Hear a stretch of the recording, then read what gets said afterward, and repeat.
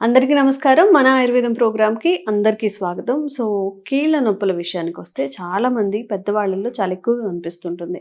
ఇక వర్షాకాలం, చలికాలం అయితే ఇంకా ఎక్కువగా గూడా ఈ బాధ అందరిని బాధపెడుతూ ఉంటుంది కీళ్ళ నొప్పులు అనేది. సో, ఈరోజు మనం ట్రెడిషనల్ హీలర్ ఇంకా హెర్బలిస్ట్ ఆంజనేయరాజు గారితో ఉన్నాము. కీళ్ళ నొప్పులకి ఒక మంచి పరిష్కారాన్ని అడిగి తెలుసుకుందాం. నమస్కారం సార్. నమస్కారం అమ్మా.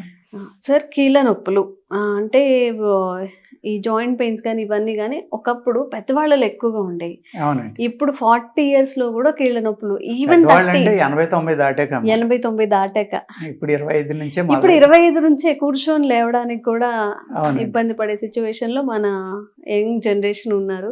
సో వాళ్ళందరి కోసం మీరు ఏం చెప్తారు? మోడర్న్ జనరేషన్ మోడర్న్ జనరేషన్ అంత మోడర్న్ అయిపోయింది కదా, అందుకు వ్యాధులు కూడా మోడర్న్ గా అయిపోయినాయి అనమాట. ఈ కీళ్ళ నొప్పులు అనేది సాధారణంగా వాత వ్యాధులు అంటారమ్మా. ఆయుర్వేదంలో అయితే ఏమంటారంటే దీన్ని వాత వ్యాధులు అంటారు. వాటిని కీళ్ళ వ్యాధులు అంటే మనం రొమటాయిడ్ ఆర్థరైటిస్ అని కూడా అంటాం. రొమటాయిడ్ ఆర్థరైటిస్ ని ఆయుర్వేదంలో ఏమంటారంటే కీళ్ళవాతం అంటారు. మాకు కీళ్ళవాతం వచ్చిందండి అని చెప్తూ ఉంటారు. ఇప్పటికీ మాకు వచ్చిన ఫోన్లో పల్లెటూరుల నుంచి అయితే వాళ్ళు కీళ్ళవాతం అని చెప్పారంటే ఆర్ఏ ఫ్యాక్టర్ అంటే రొమటాయిడ్ ఆర్థరైటిస్ ఉందని అర్థం అమ్మ.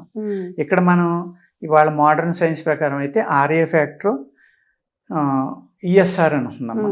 ఈ రెండు మనం చూసుకోవాలి. ఈ రెండు చూసుకున్నప్పుడు అలాగే ఆటో ఇమ్యూన్ ప్రాబ్లం ఉందా లేదా అని తెలుసుకోవడానికి ఈ రెండు సిగ్నల్స్ కాకుండా కొన్ని యాంటీటీపీఓ యాంటీబాడీస్ అనే టెస్ట్లు కూడా చేయించుకోవచ్చండి. చేయించుకుంటే వాళ్ళ బాడీలో అనేక రకాల ఆటో ఇమ్యూన్ ఉంటాయమ్మా.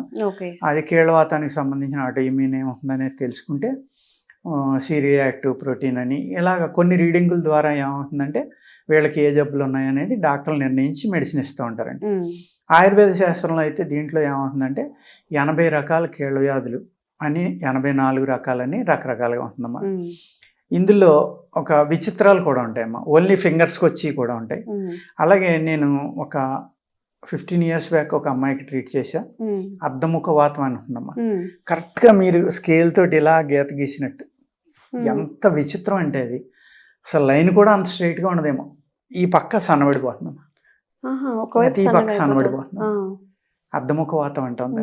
ఇలాగా అనేక రకాలు. ఇప్పుడు సయాటిక్ అంటున్నాం కదండి, అది గృద్రపి వాతం అని ఇంకో రకరకాల వాతాలు రకరకాల పేర్లు ఉన్నాయండి అందులో. ఇలాగా హనుమత్ వాతం అంటారు, రకరకాల పేర్లు అనమాట. కొంతమంది తెరుచుకుని మూసుకోదు, లేకపోతే మూసుకుపోయి తెరుచుకోదు, లేకపోతే భుజాలు సన్నబడిపోతూ ఉంటాయి, చేతులు సన్నబడిపోతాయి, కాళ్ళు ఇలా రకరకాలు అనమాట. రకరకాల వాత వ్యాధులమ్మ. ఈ 80 రకాలని కొంతమంది 84 రకాలని పూర్వకాలంలో మనకు చరకుడు సుశ్రుతుడు ఇలాంటి వాళ్ళు అనేక మంది అనేక రకాలుగా దాన్ని వ్యాఖ్యానం చేయటం జరిగిందండి. ఈ 80 రకాలు కూడా మనకి ఇక్కడ నరాల నొప్పుల, ఎముకల నొప్పుల, మజిల్ పెయిన్, ఈ 3 చూసుకోవాలండి. ఈ 3 కూడా ఏంటంటే ఇక్కడ కూడా అసలు విరుద్ధ ఆహారం అనేది అన్ని జబ్బులకి కారణం. ఆహారం ఎక్కడికి వెళ్తుంది? మన పొట్టలోకి వెళ్తుంది. ఆ పొట్ట ఏంటి?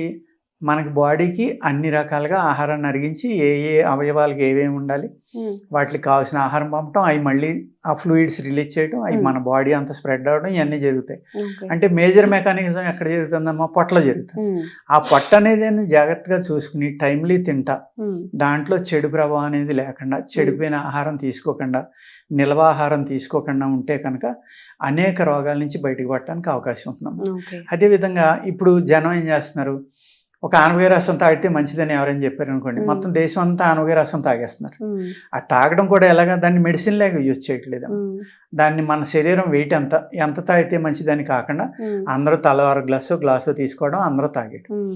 ఈ రొమటాయిడ్ ఎవరైతే వాత వ్యాధులతో ఉన్నారో వాళ్ళకి చాలా ప్రమాదం. అది ఇంకా వాతం పెరిగిపోయి వాళ్ళకి భయంకరంగా పెరిగిపోతాయి ఈ నొప్పులు కానీ ఇబ్బందులు కానీ.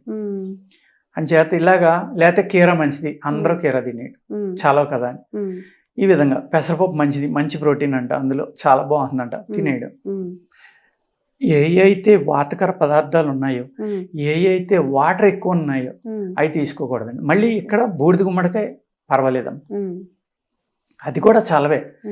ఏది వాడినా కంటిన్యూ వాడకూడదు. కొన్నాళ్ళు గ్యాప్ ఇచ్చి మధ్య మధ్యన వాడుకుంటూ ఉండాలి. ఈ కరోనా వచ్చాక అనేక మంది అనేక రకాల డికాక్షన్స్ తాగేస్తున్నారమ్మా. నేరేడాకులని, జామాకులని, మామిడాకులని, లేకపోతే ఇంకా అది ఇది అని లేదు, ఏది దొరికితే అది. ఎవరో ఒకరు చెప్తున్నారు, అది ఫాలో అవుతున్నారు. లేకపోతే సొంటి పిప్పలి తాగుతున్నాం అని, లేకపోతే పసుపు వేసుకుని తాగుతున్నాం అని. పసుపు అనేది ప్రపంచ ప్రఖ్యాతిగాంచిందమ్మా ఇప్పుడు నిజం చెప్పాలంటే. ములగాకు, పసుపు, ఈ రెండు, మొరింగా అనేవాడికి అన్ని ఇతర దేశాల్లో కూడా విపరీతమైన డిమాండ్ అమ్మ దానికి. హయ్యెస్ట్ మినరల్స్, కాల్షియం ఇవన్నీ ఉంటాయి, అది చాలా మంచిదని.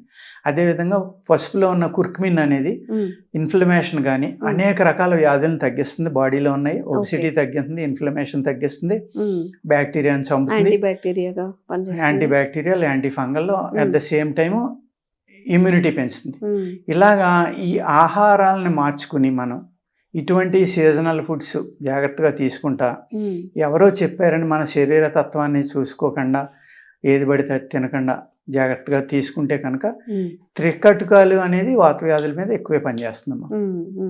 ఆ త్రికటుకాల్లోనే ఇంకా కొన్ని రకాలు కలిపి మన ఏది తేజ్పత్తా అంటాం మేము, బిర్యానీ ఆకు, దాన్ని ఆకుపత్రి అంటారమ్మా. అది ఆకలిని పెంచుతుంది, వాతాన్ని తగ్గిస్తుంది, రక్తశుద్ధి చేస్తుంది. ఇలాగా కొన్ని కొన్ని కాంబినేషన్స్ తోటి చేసి ఈ వాతాల మీద ఇస్తారమ్మా. అందులో గుగ్గిలం అనేది కూడా చాలా ఫేమస్ అన్నమాట. ఈ వాత వ్యాధుల మీద శిలాజిత్తు, గుగ్గిలం, ఆయుర్వేద శాస్త్రంలో ఆ కాంబినేషన్లో కూడా అనేక రకాల మందులు ఉన్నాయండి.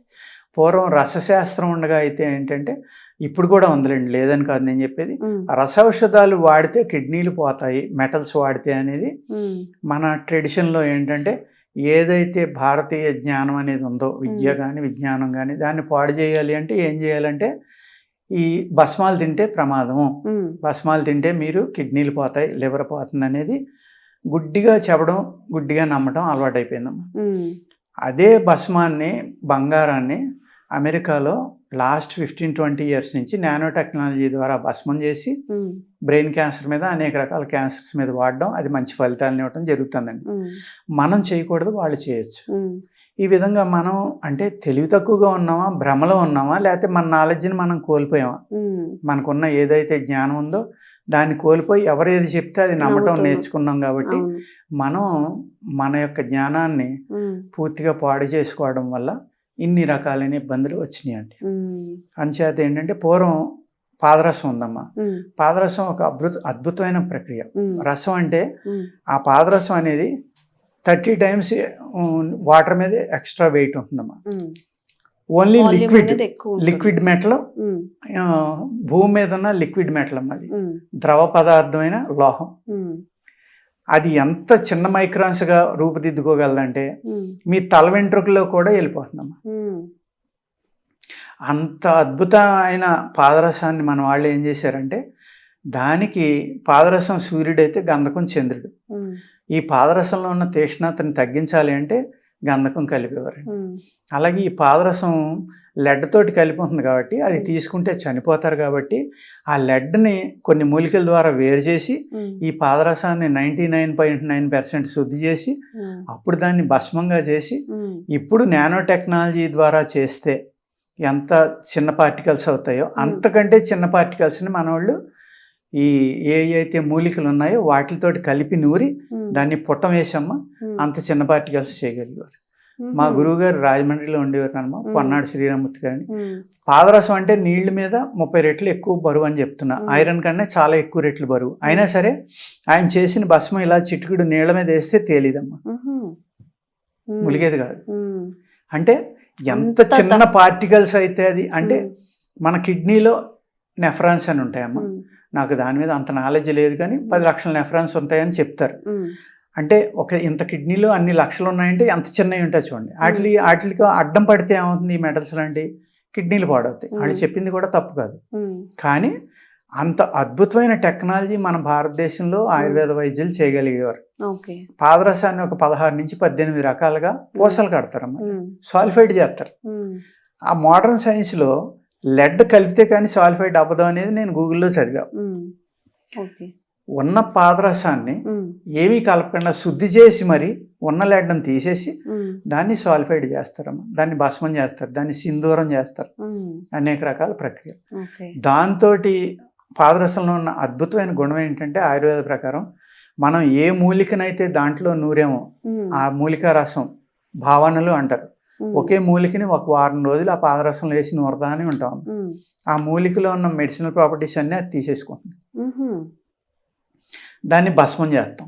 చేసినప్పుడు ఆ మైన్యూట్ పార్టికల్స్ కింద అవుతుంది. ఈ మూలికల యొక్క శక్తిని అది తీసుకుని ఆ పార్టికల్స్ శరీరానికి అందిస్తాయి.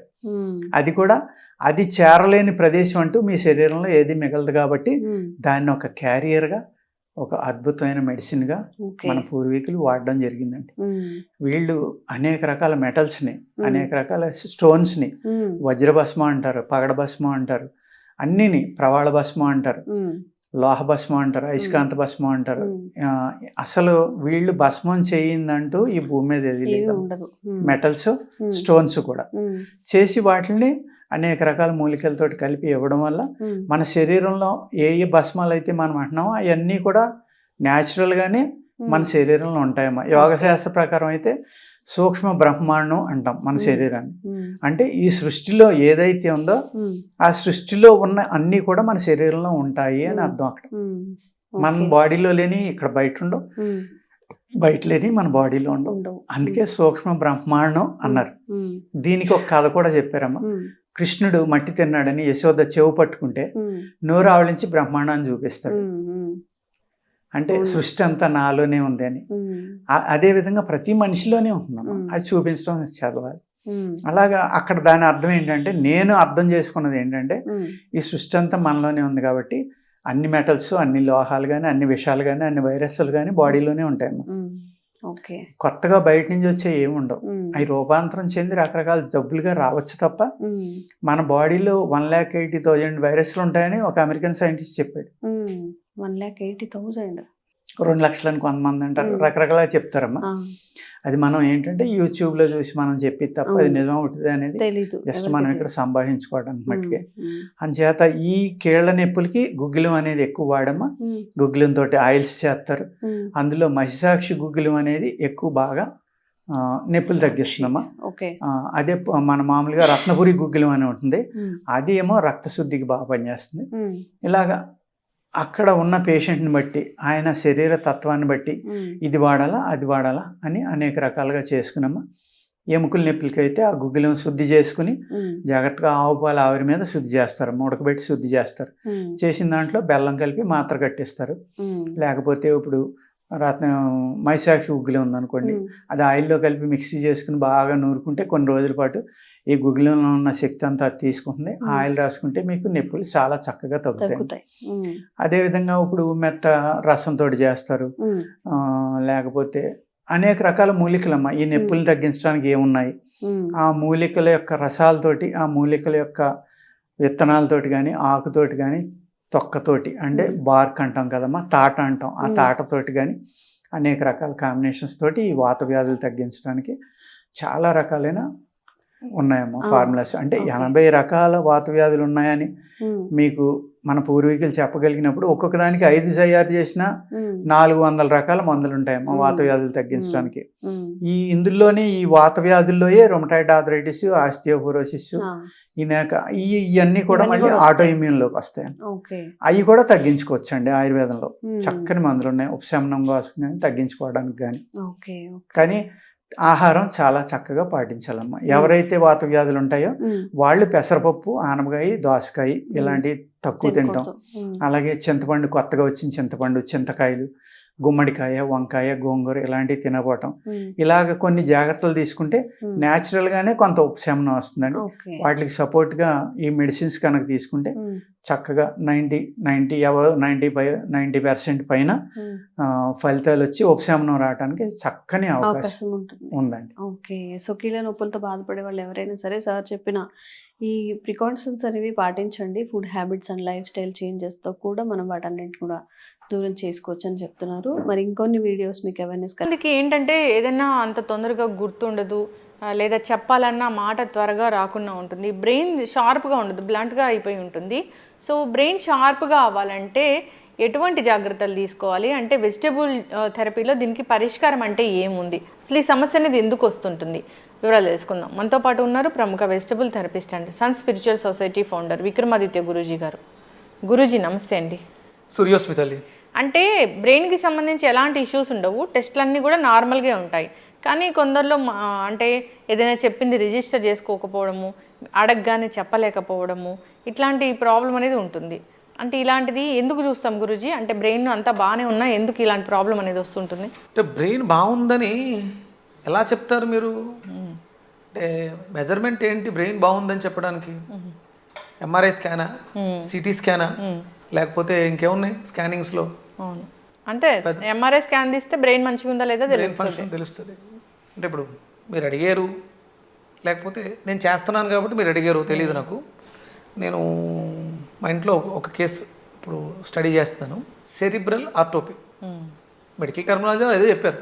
నా దృష్టిలో ఆవిడ మా అత్తయ్య గారు, ఆవిడ ఒక 2-3 ఇయర్స్ బ్యాక్ కొంచెం యాక్సిడెంట్లో బండి మంచి పడిపోవడంతో తలకు దెబ్బ తగిలింది.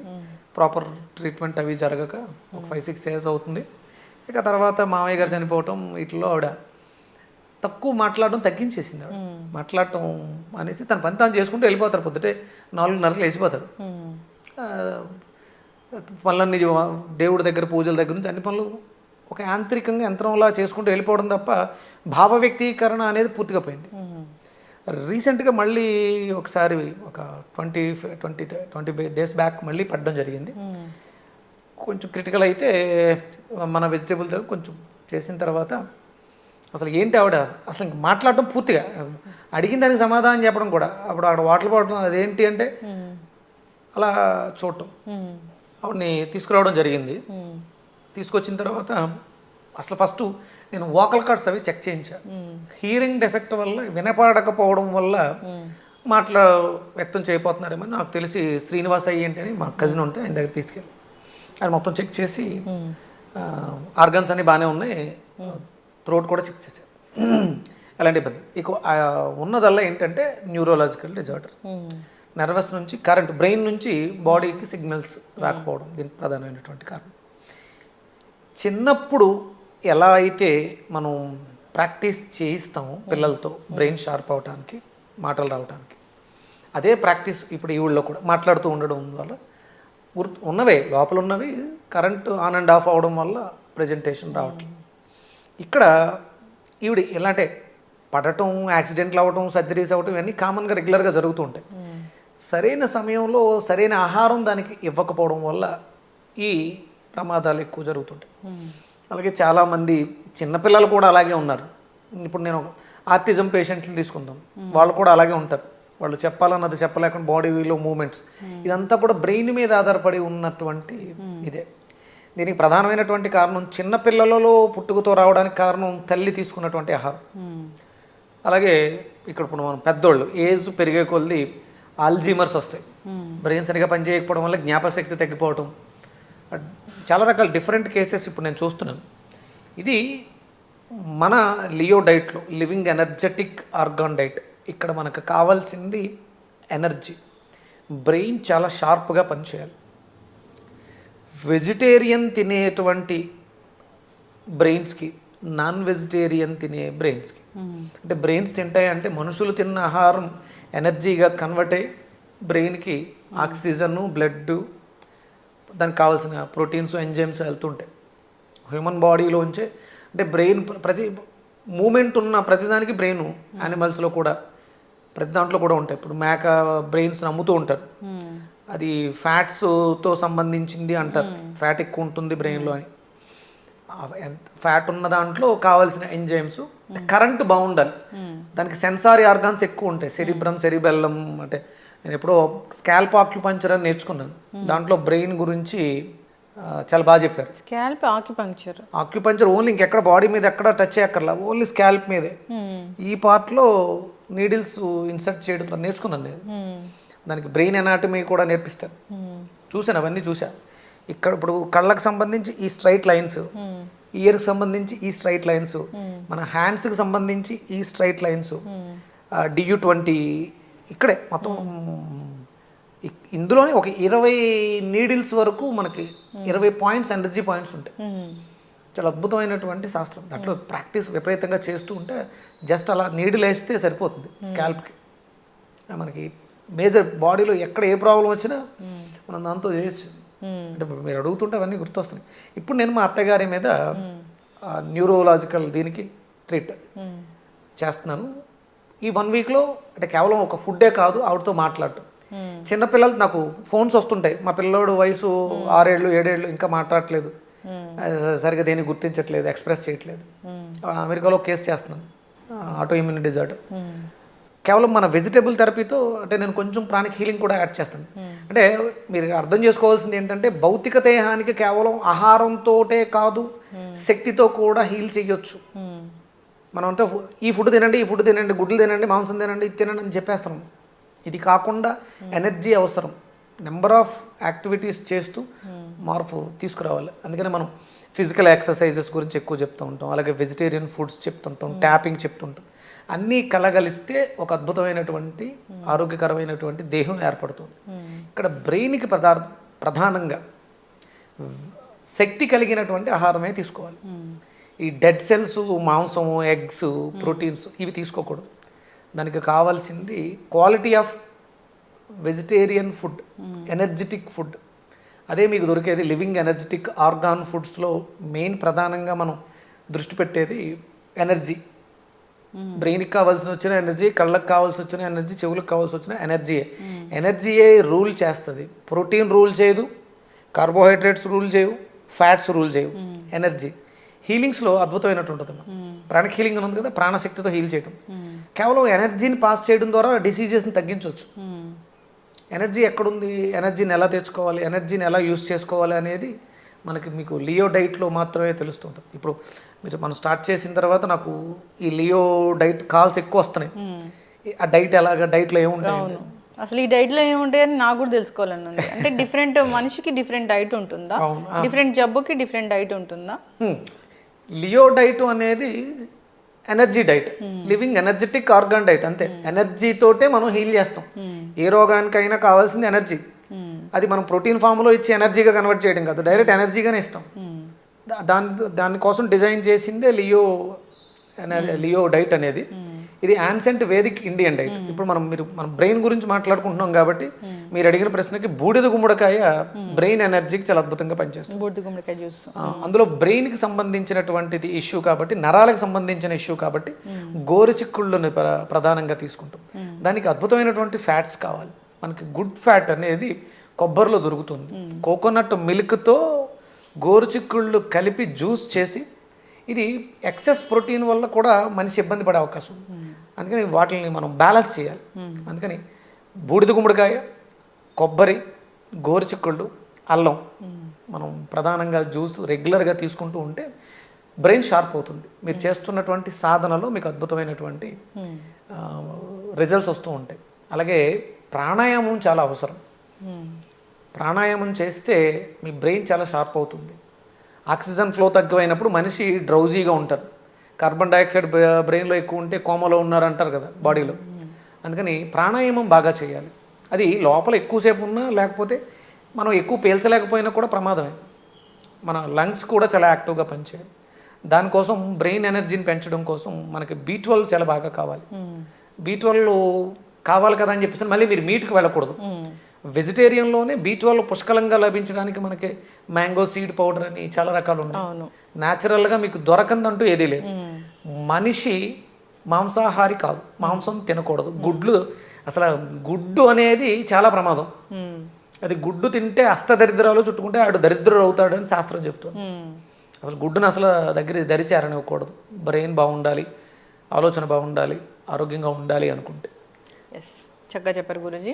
అంటే బ్రెయిన్ అంటే అంత బాగానే ఉంది, సరిగా పని చేయట్లేదు, సరిగా మనం గుర్తు పెట్టుకోలేకపోతున్నాం. అల్జీమర్స్, జ్ఞాపక శక్తి కోల్పోవటం. అంటే అంత జబ్బు కూడా రాలేదు కానీ ఎందుకో గుర్తుపట్టలేకపోతున్నాము, మనము కాన్సన్ట్రేట్ చేయలేకపోతున్నాము అని అంటే దానికి వెజిటబుల్ థెరపీలో చాలా చక్కటి బూడిద గుమ్మడికాయ. ఇంకా మీరు కావాలనుకుంటే ఇంట్లో కుండీల్లో బ్రాహ్మీ ఆకులు, సరస్వతి ఆకులను పెంచండి. ఒక రోజు 4-5 ఆకులు బూడిద గుమ్మడికాయలో జ్యూస్లో వేయండి. దాన్ని కూడా తీసుకుంటే బ్రెయిన్ చాలా షార్ప్గా పనిచేస్తుంది. అలాగే వాల్నట్స్ బ్రెయిన్ షేప్ ఉంటాయి అంటారు. అవి అంటే ఇప్పుడు డిసీజ్ తోటి ఉన్నాం, రెగ్యులర్గా చాలామంది తింటున్నారు. ఇప్పుడు అవసరం ఏజ్డ్ పీపుల్స్కి ఈజీ డైజెస్ట్ అవుతూ అది మనకు కావాల్సిన శక్తిని ఇవ్వాలి. వయసులో ఉన్న వాళ్ళకి వాల్నట్స్తో పనిలే, వాళ్ళకి పల్లీలు సరిపోతాయి. పెద్దవాళ్ళకి చిన్నపిల్లలకి వాల్నట్ని మిక్సీ పట్టి జ్యూస్ చేసి ఇవ్వచ్చు. అలాగే బూడిద గుమ్మడికాయ బ్రాహ్మి ఆకులు కలిపినటువంటి జ్యూస్ ఇవ్వచ్చు. గోరుచుక్కుళ్ళు మీ బాడీకిలో ఉన్నటువంటి ప్రోటీన్ తయారీ వ్యవస్థ మెరుగుపడుతుంది. అంతే తప్ప బయట నుంచి సప్లిమెంట్ ప్రోటీన్ మీరు ఏది ఇచ్చినా, మీట్ ఇచ్చినా, క్యాప్సుల్ ఇచ్చినా, ఏది ఇచ్చినా వేస్ట్. అందుకని మన శరీరమే ప్రోటీన్ తయారు చేసుకునేలాగా కావాల్సిన ముడి పదార్థాలు కొబ్బరి, గోరుచిక్కుళ్ళు, అల్లం, బూడిద గుమ్మడికాయ, వాల్నట్స్, సరస్వతి ఆకు, ఇలా ఎన్నో మన వంటింట్లో మన ఎదురుగుండా ఉన్నాయి. సాత్విక ఆహారాన్ని తీసుకుంటూ బ్రెయిన్ షార్ప్ చేసుకోవడం చాలా ఈజీ. ఎస్, చక్కగా చెప్పారు గురూజీ. ఫాలో అవ్వాలని కోరుకున్నాం. ఇలాంటి ఇబ్బంది పడుతున్న వాళ్ళు తడబడుతూ ఉంటారు, పెట్టుకోలేకపోతుంటారు, గుర్తుపట్టరు. కొంతమంది పేర్లు కూడా అంటే తొందరగా చెప్పలేకపోతూ ఉంటారు. నేను 1 వీక్లో మా అత్తయ్య గారికి జ్యూసెస్, బూడిద గుమ్మడికాయ, మంచి గుమ్మడికాయ, గోరుచిక్కుళ్ళు, గ్రేప్స్ జ్యూస్ ఇస్తూ 1 వీక్లో ఆవిడలో చాలా చేంజెస్ బాడీలో. ఆవిడ గుర్తుపడుతుంది, మాట్లాడుతున్నారు ఇప్పుడు. అంటే ఊపిరితిత్తుల్లో గాలి కూడా సరిగ్గా రేక మాట కూడా వచ్చేది కాదు. ఆ లంగ్స్ని కూడా క్లీన్ చేసేసాను. ఇప్పుడు వాయిస్ వస్తుంది, మాట్లాడుతున్నారు. ఓం అంటే ఓం చెప్తున్నారు. అంటే ఇంకొకటి ఏంటంటే చిన్నపిల్లల్లో ఈ స్థితి ఉంటే మీరు తెలుగు పదాలను ఉచ్చరించేలా ఎక్కువ చేయండి, బ్రెయిన్ షార్ప్ అవుతుంది. ఇంగ్లీష్ వర్డ్స్ వాడడం వల్ల పెద్దగా బ్రెయిన్కి స్ట్రెయిన్ ఉండదు. చిన్నపిల్లల్లో ఈ పరిస్థితి ఉంటే జ్ఞాపక శక్తి పెరగాలనుకుంటే మీరు తెలుగు కంపల్సరీ నేర్పించండి. తెలుగు పదాల ఉచ్చారణ ద్వారా జ్ఞాపక శక్తి పెరుగుతుంది. అది కేవలం తెలుగుకు మాత్రం ఉంది, వేరే లాంగ్వేజ్కి లేదు. అయితే గురూజీ, వెజిటబుల్ థెరపీ ఇవన్నీ చాలా చాలా చదువుకున్నారు మీరు. ఆక్యుపంక్చరు, ఆక్యుప్రెషరు, ప్రాణిక్ హీలింగ్, ఇలా రకరకాలు చదువుకున్నారు. ఇది ఈ మజిల్ క్రాంప్స్ అనేది ఒక విచిత్రమైన ప్రాబ్లము. కండరాలు పట్టేస్తాయి. నైట్లో ఆ మజిల్ క్రాంప్ వచ్చిందంటే, కాలు పిక్కలు పట్టేశాయంటే నొప్పి భరించలేనిదిగా ఉంటుందని చెప్తూ ఉంటారు. ఎందుకు అసలు ఈ ప్రాబ్లం అనేది వస్తుంది? ఇప్పుడు మీరు అందులోనే వాడేశారు కణజాలము, సెల్యులర్ వ్యవస్థ పాడైపోవటం. దీనికి నేను చాలా సింపుల్గా చెప్పేస్తాను. లియో డైట్ దానికి ఎక్స్ట్రాడినరీ దాంట్లోనే ఉంది. లియో అనగానే మనం సింహం అనే తీసుకుంటాం. సింహ రాశి ఆ పేరు పెట్టడానికి కారణం అందులో ఎబ్రివేషన్ కుదిరింది కూడా. లివింగ్ ఎనర్జెటిక్ ఆర్గాన్ అనేది నేనేమి డిజైన్ చేసింది కదా, అందులో ఉంది ఆల్రెడీ.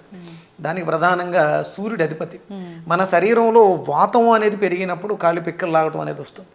వాతం సూర్యుడి మీద ఆధారపడి పనిచేస్తుంది. మీకు చాలామంది చెప్తుంటారు గుమ్మడికాయ వాడితే వాతం పెరుగుతుంది, తరుగుతుంది, అలా మాట్లాడుతుంటారు. అది అవగాహన లేకుండా మాట్లాడతారు. ఇక్కడ ప్రధానంగా మన బాడీలో ఉన్నటువంటి సెల్స్లో, మన బాడీలో కాదు సెల్లో కూడా ఆ లూబ్రికెంట్, వాటర్ కంటెంట్ తక్కువైనప్పుడు ఆ కణజాలం క్షీణత వస్తుంది. అంటే పిక్కలు లాగేసే వాళ్ళకి కాంట్రాస్ట్ అంటే సంకోచ వ్యాకోచాలు సరిగ్గా ఉండవు. స్క్రీజ్ దగ్గరికి అయిపోతూ ఉంటుంది, పట్టేస్తుంది, లాగేస్తూ ఉంటుంది. దీన్ని వదులు చేయాలంటే దాంట్లో ఆక్సిజన్ ఫ్లో బాగుండాలి. దీనికి అద్భుతమైనటువంటి మందమ్మ లియో, సింహరాశికి సంబంధించినటువంటి ఫ్రూట్, వెజిటబుల్. ఫ్రూట్లో వస్తేకి సపోటా చాలా అద్భుతంగా పనిచేస్తుంది. దాంట్లో మీకు జిగురు ఉంటుంది. పాలు పచ్చిది కోస్తే పాలు వస్తాయి, అదే తర్వాత పీచుగా మారుతుంది, జిగురుగా ఉంటుంది.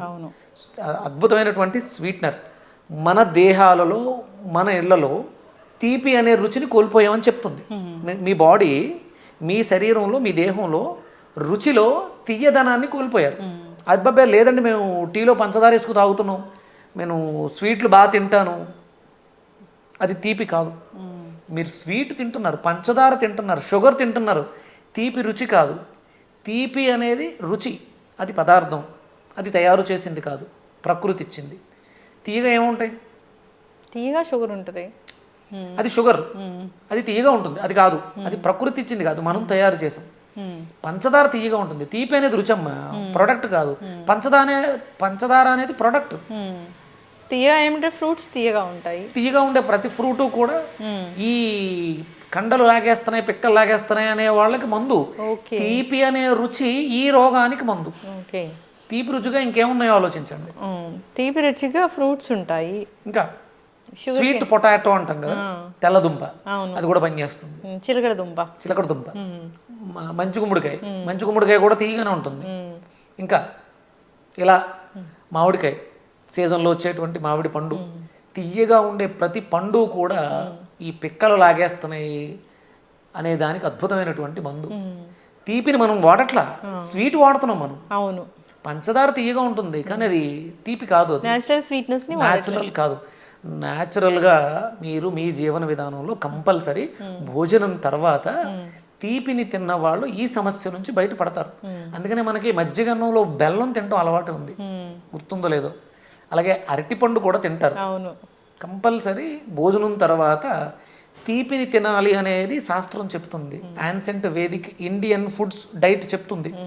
ఇది లియో డైట్లో ప్రధానంగా మనం చెప్పేది ఏంటంటే మంచి గుమ్మడికాయని రెగ్యులర్గా జ్యూస్ చేసుకుని తాగితే మీకు ఈ కండరాలకు సంబంధించి, అంటే ఎక్కడే కాదు, తొడల్లోనే పిక్కల్లోనే కాదు, తొడల్లో కానీ బాడీలో, మీరు కొంతమందికి చేతులు బిగిసిపోతుంటాయి, షోల్డర్ టైట్ అయిపోతుంది. ఇలాంటి వాళ్ళకి కూడా ఈ జ్యూస్ ఇవ్వడం వల్ల అది ఫ్రీ అవుతుంది, మూమెంట్ వస్తుంది. అలాగే మనకి ఆర్గాన్స్లో కాంట్రాస్ట్ సరిగ్గా ఇది లేనప్పుడు హార్ట్ అటాక్ అన్నప్పుడు హార్ట్ అలా ఉండిపోతుంది, మూమెంట్ కోల్పోతుంది, అందుకని హార్ట్ అటాక్ వస్తుంది. అలాగే లంగ్స్ కూడా ప్రాపర్ మూమెంట్ ఉండట్లేదు, దీనికి సపోర్ట్ చేస్తుంది. లివర్ కూడా ఎంతో కొంత మూమెంట్ ఉంటుంది, అవి ఎప్పుడూ కూడా ఒక ఫ్రీక్వెన్సీలో ఇలా మూవ్ అవుతూ ఉంటాయి, అవి మనకి శబ్దం వస్తూ ఉంటుంది. ఆ శబ్దమే అల్ట్రాసౌండ్లో మనం లివర్గా డిజైన్ చేసి ఎన్లార్జ్డ్ లివరు లేకపోతే లివర్ సిరోసిస్ ఇవి చెప్పగలుగుతాం. ప్రతి కండరాన్ని ప్రతి కణజాలాన్ని కూడా శక్తివంతం చేస్తుంది లియోడైట్. ఎస్. అయితే ఈ నిద్రలో కాలిపికలు పట్టేస్తున్నాయనే ప్రాబ్లం ఉన్న వాళ్ళు స్వీట్ పొటాటో తినొచ్చు, లేదంటే మంచి గుమ్మడికాయ జ్యూస్ ఉదయం సాయంత్రం 2 పూట్ల జ్యూస్ తాగితే ఈ సమస్య, అంటే వాళ్ళకి కండ తక్కువగా ఉంటుంది, కొంచెం మనుషులు సన్నగా ఉంటారు, ఎంత తిన్నా ఒళ్ళు రాకపోవటం ఇలాంటివి పరిస్థితులు ఎక్కువ ఉంటాయి. అంటే వాళ్ళ సెల్స్లో స్టోరేజ్ తక్కువగా ఉంటుంది, ఆక్సిజన్ తక్కువగా ఉంటుంది, కణజాలం రిజనరేట్ కెపాసిటీ తక్కువగా ఉంటుంది. మంచి గుమ్మడికాయని విరివిగా తీసుకోవడం వల్ల, అది కూరగా కూడా తీసుకోవచ్చు, మన సమస్య ఎక్కువగా ఉంది అన్నప్పుడు మంచి గుమ్మడికాయ జ్యూస్గా తీసుకోవచ్చు. అలాగే సీజన్లో ఇప్పుడు ఇది సపోటాల సీజన్, సపోటాలు బాగా తీసుకోండి. సీజన్లో వచ్చే ప్రతి ఫ్రూట్ని మనం ఆస్వాదించాలి, అలా తీసుకుంటూ ఉంటే. అలాగే రెగ్యులర్గా స్వీట్ పొటాటో తీసుకోవడం, స్వీట్ పొటాటో గురించి మీకు యాంటీ ఏజింగ్ ప్రాపర్టీస్ కూడా ఎక్కువగా ఉన్నాయని చెప్తారు. ఇవన్నీ మనం ఇది వరకు చేసేవాళ్ళం అమ్మ. మాకు చిన్నప్పుడు అమ్మమ్మ నాయనమ్మలు ఏం చేసేవారంటే పొయ్యిలో వంట చేసేటప్పుడు ఈ స్వీట్ పొటాటోని పొయ్యిలో కాల్చి ఆ పై తొక్క తీసి ఇచ్చేవారు, చాలా బాగుంటుంది టేస్ట్. లేదంటే మనం ఉడకబెట్టుకుని తినొచ్చు, ఆవిరి పట్టుకుని తినొచ్చు, దాంతో కర్రీ కూడా చేస్తారు, సాంబార్లో వేస్తారు. ఇలా మనం ఉపయోగించుకోవడానికి చాలా రకాలుగా. అలాగే అదేంటి మీకు కందదుంప కూడా దీనికి చాలా బాగా ఉపయోగపడుతూ ఉంటుంది. ఎలిఫెంట్ లెగ్ అంటారు కదా, అది కూడా చాలా బాగా ఉపయోగపడుతుంది. Yes. So water frequency of water కూడా కరెక్ట్, ఎక్కువగా నీళ్ళు తీసుకోవడం కూడా చాలా ఇంపార్టెంట్. ఎక్కువగా నీళ్లు తీసుకోవడం కాదమ్మా, డెన్సిటీ ఉన్న నీళ్లు తీసుకోవాలి, సాంద్రత తక్కువగా ఉన్నటువంటి నీళ్లు. అది మనం తీసుకునేటువంటి పాత్రను బట్టి సాంద్రత మారిపోతుంటుంది. ఈ బాటిల్లో మీరు ఎన్ని నీళ్లు తాగినా అది మీకు ఉపయోగపడదు. చెంబులో కానీ కుండలో కానీ బిందుల్లో కానీ ఉన్న నీళ్లు మాత్రమే మీకు ఉపయోగపడతాయి. మీరు లక్షలు ఖర్చు పెట్టి బాటిల్స్లో తీసుకొచ్చిన వాటర్ తీసుకోవడం వల్ల ఏం ఉపయోగం ఉండదు. మీకు దానికి అద్భుతమైనటువంటి పరిష్కారం ఏంటి అంటే, వాటర్ డెన్సిటీని మార్చడానికి నైట్ పడుకునేటప్పుడు నీళ్ళల్లో బెండకాయలు కట్ చేసి వేస్తే ఆ వాటర్లో డెన్సిటీ పెరుగుతుంది. 1 లీటర్ వాటర్ 10 లీటర్ల నీళ్లతో సమానం. అది మీకు చాలా చిక్కగా ఉంటుంది. మీకు ఈ మధ్య కాలంలో అంటే మనం వీడియోలు మొదలుపెట్టిన తర్వాత బెండకాయ వక్రా వాటర్ అని చెప్పేసి విరివిగా వింటూ ఉన్నాం. మనం దాన్ని ఎక్సోక్రైన్ గ్లాండ్ సిస్టంలో శనికి సంబంధించినటువంటి అద్భుతమైనటువంటి పదార్థంగా మాట్లాడుతూ ఉంటాం. బెండకాయ ఈ సమస్యకు అద్భుతమైనటువంటి పరిష్కారం. అంటే పిక్కలు లాగేయటం, కండరాలు సంకోచించడం తగ్గింది అంటే రవి యొక్క శక్తి తక్కువగా ఉంది, శని యొక్క శక్తి తక్కువగా ఉంది. చాలా అద్భుతంగా ఉపయోగపడుతుందమ్మా ఇది. చక్కటి ఇన్ఫర్మేషన్ గురువుగారు. సో ఇబ్బంది పడుతున్న వాళ్ళు వీటిని ఫాలో అవ్వాలని కోరుకుందాం. అంటే ఇంటర్నల్గా తీసుకుంటే కనుక ఆ ప్రాబ్లం అనేది ఖచ్చితంగా తగ్గిపోతుంది 100%. అంటే ఇది కాకుండా ఇంకా లోపల ఉంటాయి. ఇది మనకి ఎక్స్పోజర్, కేవలం పిక్కలు లాగడం అనేది ఎక్స్పోజర్. ఇది కాకుండా మీకు హార్ట్లో ఎఫెక్ట్ ఉండే అవకాశం ఉంటుంది, డిఎన్ఏలో ఎఫెక్ట్ ఉండే అవకాశం ఉంటుంది, ప్రాస్ట్రేట్లో ఇబ్బంది ఉండే అవకాశం ఏర్పడుతూ ఉందండి. మీరు శ్వాసరస అంటే మీ నాలిక మీద ఏదో ఇబ్బంది ఉంటుంది. ఇవన్నీ ఇబ్బందుల్ని మీ కాలి పిక్కలు కండరాలు వ్యక్తపరుస్తున్నాయి. మీరు దాన్ని సరి చేసుకుంటే ఇది సెట్ అయిపోతుంది. ఇది లియో డైట్లో మాత్రమే ఉంటుంది. మీరు చెప్పిన ఒక డిసీజ్కి రీజన్ ఏంటి అనేది కేవలం లియో డైట్ మాత్రమే చెప్పగలుగుతుంది. మీరు బ్లడ్ టెస్ట్ చేయించక్కర్లేదు, మీరు క్యాప్సూల్స్ వాడక్కర్లేదు, నో మెడిసిన్, నో టెస్ట్. మీ సిమ్టమ్సే మీకు డయాగ్నోసిస్, మీరు తీసుకుంటున్నటువంటి ఆహారమే మీకు ఔషధంగా అవుతుంది. ఇది కేవలం leo diet, ancient Vedic Indian diet. Yes, చక్కటి ఇన్ఫర్మేషన్ గురువు గారు, ఫాలో అవ్వాలని కోరుకుందాం. ధన్యవాదాలు. సూర్యోస్మితల్లి. And for more videos, Please subscribe to iDream. Please subscribe to iDream. Please subscribe iDream. And please subscribe to iDream. For more videos, subscribe to iDream. please like, share and subscribe to the channel. Congratulations, iDream. Subscribe to iDream. Subscribe to iDream. So subscribe to iDream Media. iDream ki iDream team andarki huge congratulations. Please subscribe iDream Media. Please subscribe to iDream. Subscribe iDream. Please subscribe to iDream. iDream అంటే నా కళల channel subscribe చేసుకున్న నోరు తిరుగుతలేదు, మీరైతే గంట గుర్తు కొట్టండి. For more such videos, please subscribe to iDream. Subscribe to iDream. Please subscribe to iDream. Please subscribe iDream Media. Please do subscribe to iDream. Please subscribe to iDream Media. For best entertainment and information, please subscribe iDream. And don't forget to subscribe to iDream.